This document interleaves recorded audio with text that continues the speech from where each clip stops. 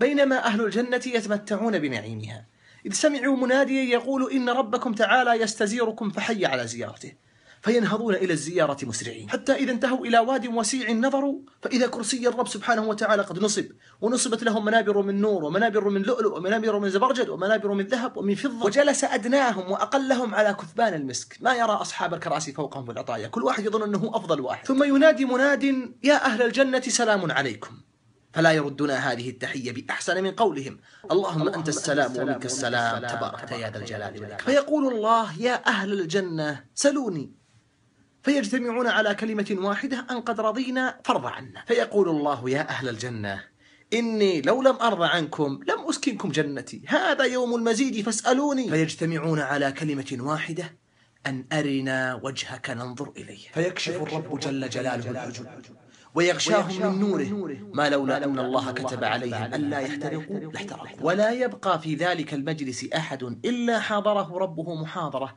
حتى يقول له: يا فلان ابن فلان، أتذكر يوم فعلت كذا وكذا في الدنيا؟ فيقول العبد: يا رب ألم تغفر لي؟ ألم ترحمني؟ فيقول: بلى، بمغفرتي بلغتك منزلتك. فيا لذة الأسماع بتلك المحاضرة، ويا قرة عيون الأبرار بالنظر إلى وجه الله الكريم في الدار الآخرة، ويا دلة الراجعين بالصفقة الخاسرة. وجوه يومئذ ناظرة إلى ربها ناظرة. نسأل الله الكريم من فضله. آمل منك نشرها المقطع هذا لإفادة المسلمين، والدال على الخير كفاعله. شرح الله صدر من نشره ويسر أمره وبارك في رزقه. قلوا آمين.